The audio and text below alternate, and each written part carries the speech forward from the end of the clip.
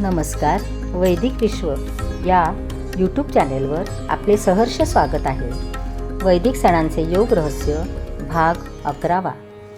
गुरुपुष्यामृत, काळभैरव आणि ज्ञानेश्वर पुण्यतिथी.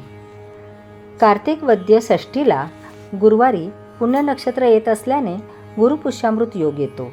असला योग वर्षातून फारच थोड्या वेळी येतो. या दुर्मिळ योगाला अमृत योग म्हणतात.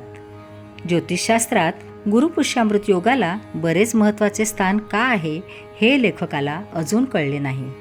कारण असल्या गुरुपुष्यामृत योगाच्या दिवशी लेखकाला विशेष असा साधनानुभव आलेला स्मरत नाही. परंतु या योगाचे महत्त्व अवश्य असावे.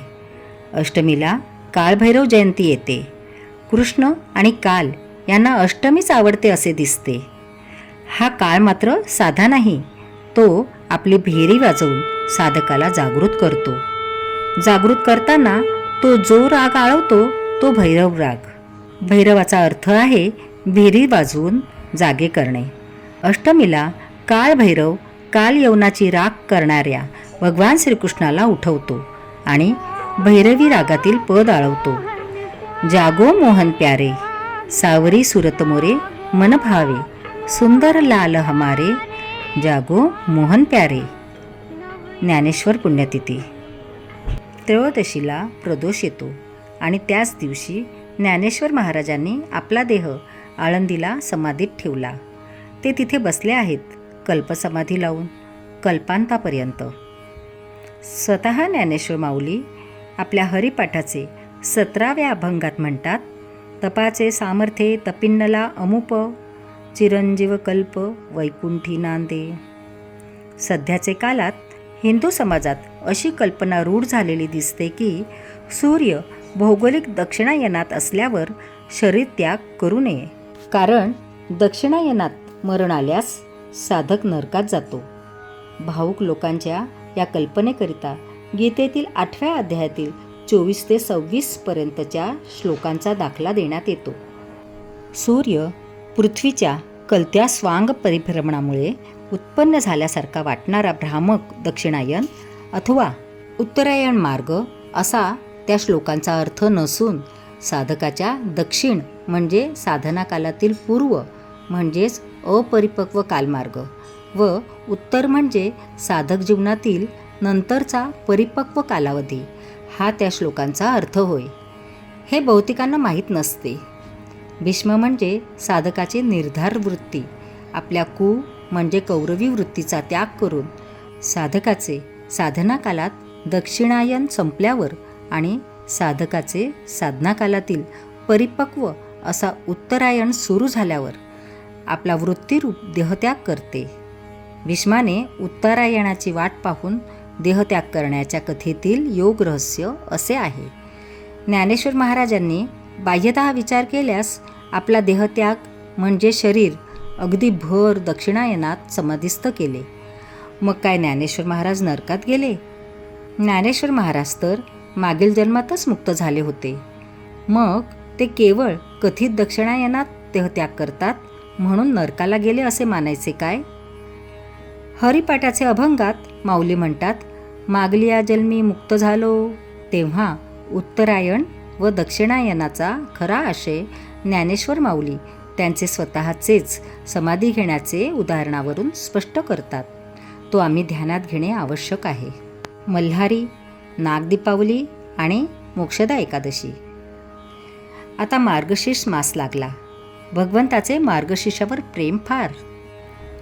भगवंत विभूती योग या 10व्या अध्यायातील 35व्या श्लोकात म्हणतात, मासानां मार्गशीर्षोहम ऋतूनां कुसुमाकरहा.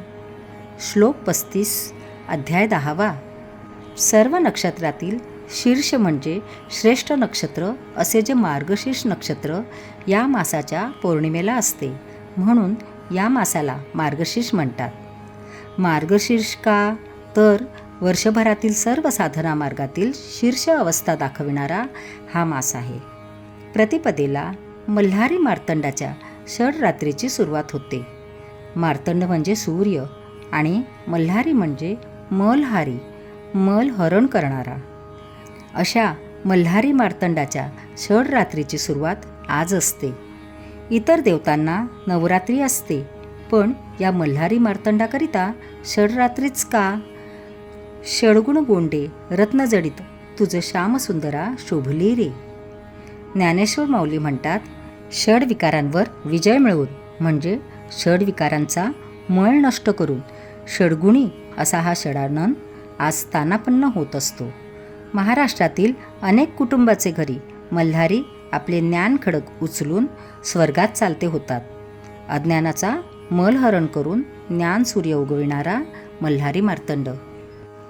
पंचमीला नागदीपावली येते. कुंडलिनी जागृत झाल्यावर साधकाला नागसर्पाची जी जिवंत अनुभूती येते त्याचे स्मरण म्हणजे ही नागदीपावली होय.